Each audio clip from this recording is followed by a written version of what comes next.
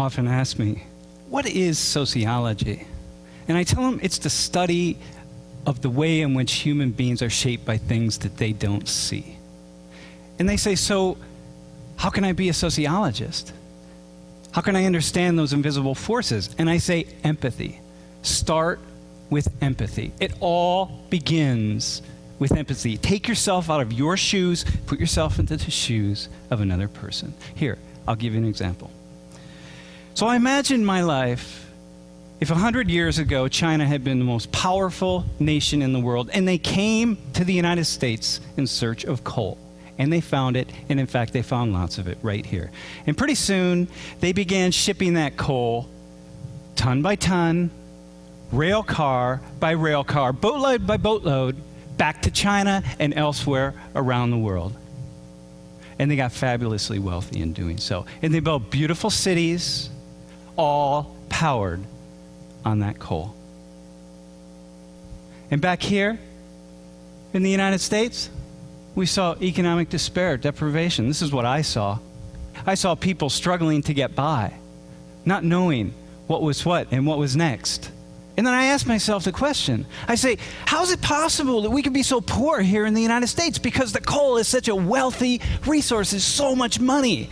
And I realized because the Chinese ingratiated themselves with a small ruling class here in the United States who stole all of that money and all of that wealth for themselves. And the rest of us, the vast majority of us, struggle to get by. And the Chinese gave this small ruling elite loads of military weapons and sophisticated technology in order to ensure that people like me would not speak out against this relationship. Does this sound familiar? And they did things like train Americans to help protect the coal. And everywhere were symbols of the Chinese. Everywhere, a constant reminder. And back in China, what do they say in China? Nothing. They don't talk about us. They don't talk about the coal. If you ask them, they'll say, well, you know, the coal, we need the coal. I mean, come on. I'm not going to turn down my thermostat. You can't expect that. And so I get angry and I get pissed, as do lots of average people, and we fight back. And it gets really ugly. And the Chinese respond in a very ugly way.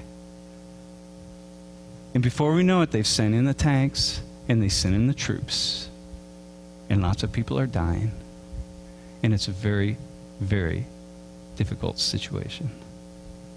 Can you imagine what you would feel if you were in my shoes? Can you imagine walking out of this building and seeing a tank sitting out there or a truck full of soldiers? And just imagine what you would feel, because you know why they're here. And you know what they're doing here. And you just feel the anger and you feel the fear.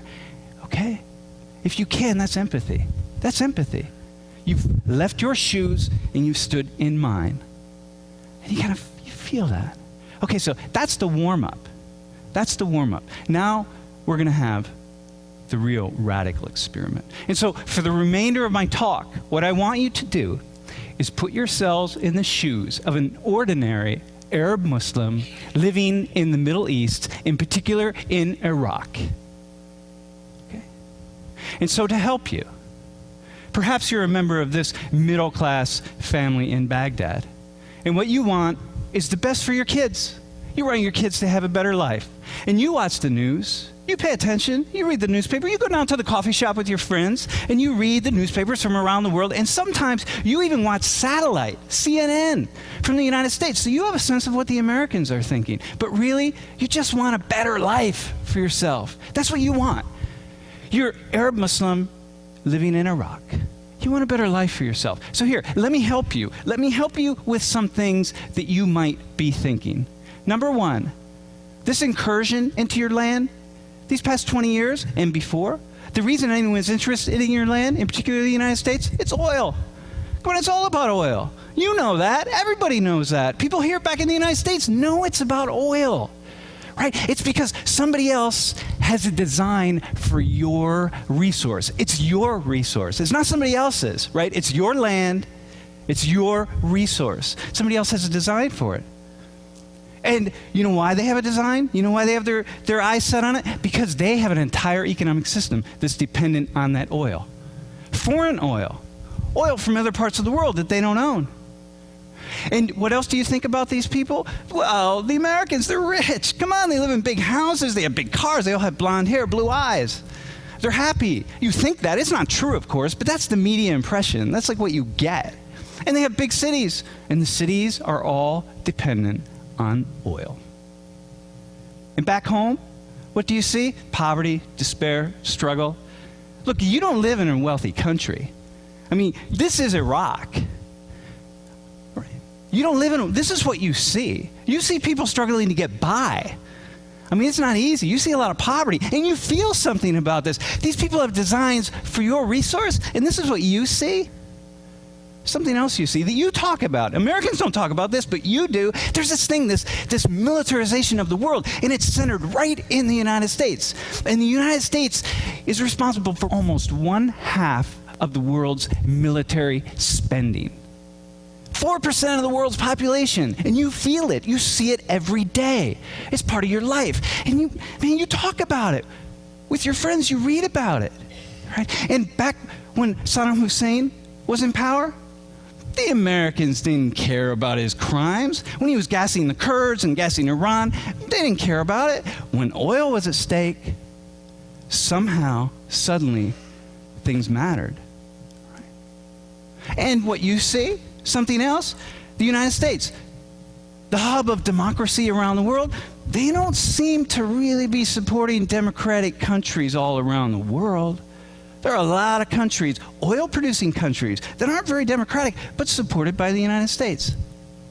It's odd. Oh, these incursions, these 2 wars, the 10 years of sanctions, the 8 years of occupation, the insurgency that's been unleashed on your people, the tens of thousands, the hundreds of thousands of civilian deaths, all because of oil. You can't help but think that. You talk about it. It's in the forefront of your mind always. You say, how is that possible? In this man, he's every man. Your grandfather, your uncle, your father, your son, your neighbor, your professor, your student. Once a life, happiness and joy, and suddenly pain and sorrow. Everyone in your country has been touched by the violence, the bloodshed, the pain, the horror. Everybody, not a single person in your country has not been touched. So here, but there's something else. There's something else about these people, these Americans who are there. There's something else about them that you see. They don't see themselves. And what do you see? They're Christians. They're Christians. They worship the Christian God. They have crosses. They carry Bibles. Their Bibles have a little insignia that says U.S. Army on them. And they're leaders. They're leaders. Before they send their sons and daughters off to war in your country, and you know the reason, before they send them off, they go to a Christian church and they pray to their Christian God and they ask for protection and guidance from that God. Why? Well, obviously, so that when people die in the war, they are Muslims. They are Iraqis. They're not Americans. You don't want Americans to die. Protect our troops. And you feel something about that. Of course you do. And they do wonderful things. You read about it, you hear about it. They're there to build schools and help people, and that's what they want to do. They do wonderful things, but they also do the bad things, and you can't tell the difference. In this guy, you get a guy like Lieutenant General William Boykin. I mean, here's a guy who says that your God is a false God. Your God's an idol. His God is a true God. The solution to the problem in the Middle East, according to him, is to convert you all to Christianity. Just get rid of your religion. And you know that. Americans don't read about this guy. They don't know anything about him, but you do. You pass it around. You pass his words around. I mean, this is serious. You're afraid. He was one of the leading commanders in the second invasion of Iraq, and you're thinking, my God, if this guy is saying that, then all the soldiers must be saying that. In this word here, George Bush called this war a crusade. Man, the Americans, they're saying, crusade, whatever, I don't know what that means. You know what it means. It's a holy war against Muslims. Look, invade, subdue them. Take their resources. If they won't submit, kill them. That's what this is about. And you're thinking, my God, these Christians are coming to kill us. This is frightening. You feel frightened. Of course you feel frightened. And this man, Terry Jones, I mean, here's a guy who wants to burn Qurans, right? And Americans, he's a knucklehead. He's a former hotel manager. He's got 36 members of his church. They laugh him off. You don't laugh him off. Because in the context of everything else, all the pieces fit. I mean, of course, this is how Americans think. And so people all over the Middle East, not just in your country, are protesting. Like he wants to burn Qurans, our holy book. These Christians, who are these Christians? They're so evil. They're so mean. I mean, this is what they're about. This is what you're thinking as an Arab Muslim, as an Iraqi. Of course you're going to think this. And then your cousin says, hey, cuz, check out this website. You got to see this Bible boot camp. These Christians are nuts. They're training their little kids to be soldiers for Jesus. And they take these little kids and they run them through these things. They teach them how to say, sir, yes, sir, and things like grenade toss and weapons, care, and maintenance. And go to the website. It says U.S. Army right on it. I mean, these Christians, they're nuts. How would they do this to their little kids? And you're reading this website, and of course, Christians back in the United States, or anybody says, this is some little tiny church in the middle of nowhere. You don't know that. For you, this is like all Christians. Like it's all over the web, Bible boot camp. And look at this. They even teach their kids. They train them in the same way the U.S. Marines train. Isn't that interesting? And it scares you, and it frightens you. So these guys, you see them? You see, Sam Richards, I know who these guys are. They're my students, my friends. I mean, I know what they're thinking. You don't know. When you see them, there's something else. There's something else. That's what they are to you. We don't see it that way in the United States, but you see it that way, right? So here, of course, you got it wrong. You're generalizing. It's wrong. You don't understand the Americans. It's not a Christian invasion. We're not just there for oil. We're there for lots of reasons. I mean, you have it wrong. You missed it. And of course, most of you don't support the insurgency. You don't support killing Americans. You don't support the terrorists. Of course you don't. Very few people do. But some of you do, right? And this is a perspective. Okay. So now, here's what we're going to do. Step outside of your shoes that you're in right now and step back into your normal shoes. So everyone's back in the room, okay? Now here comes the radical experiment. So we're all back home. This photo, this woman, man, I feel her. I feel her. She's my sister, my wife, my cousin, my neighbor. She's anybody to me. These guys standing there, everybody in the photo, I feel this photo, man. Okay? So here's what I want you to do. Let's go back to my first example of the Chinese.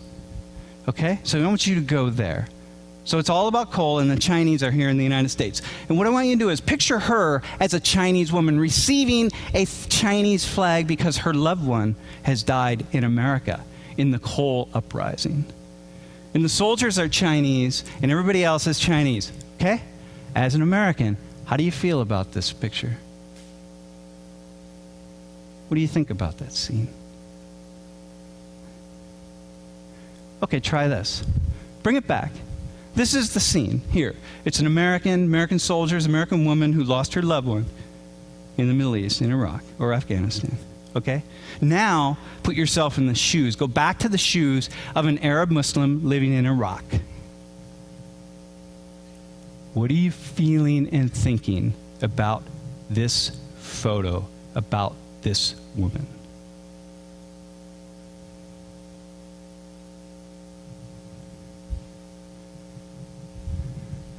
Okay, now follow me on this, because I'm taking a big risk here. And so I'm going to invite you to take a risk with me. These gentlemen here, they're insurgents. They were caught by the American soldiers trying to kill Americans. And maybe they succeeded. Maybe they succeeded. Put yourself in the shoes of the Americans who caught them. Can you feel the rage? Can you feel that you just want to take these guys and wring their necks? I mean, can you go there? It shouldn't be that difficult. You know, you just feel, oh man, right? Okay, now, put yourself in their shoes. Are they brutal killers or patriotic defenders? Which one? Can you, feel their anger, their fear, their rage at what has happened in their country? Can you imagine that maybe one of them in the morning bent down to their child and hugged their child and said, "Dear, I'll be back later. I'm going out to defend your freedom, your lives. I'm going out to look out for us, the future of our country." Can you imagine that? Can you imagine saying that? Can you go there? What do you think they're feeling? Right?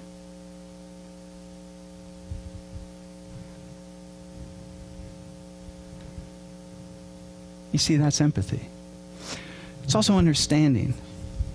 Now, you might ask, okay, Sam, so why do you do this sort of thing? Like, why would you use this example of all examples? And I say, because. You're allowed to hate these people, right? You're allowed to, just hate them with every fiber of your being. And if I can get you to step into their shoes and walk an inch, one tiny inch, then imagine the kind of sociological analysis that you can do in all other aspects of your life.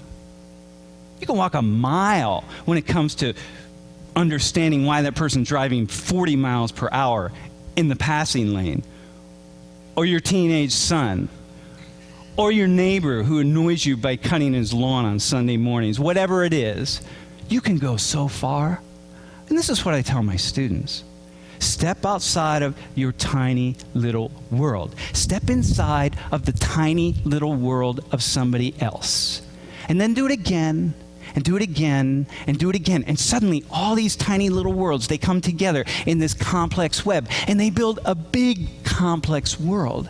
And suddenly, without realizing it, you're seeing the world differently. Everything has changed. Everything in your life has changed. And that's, of course, what this is about. Attend to other lives, other visions. Listen to other people. Enlighten ourselves. I'm not saying that I support the terrorists in Iraq. But as a sociologist, what I am saying is, I understand. And now perhaps you do too. Thank you.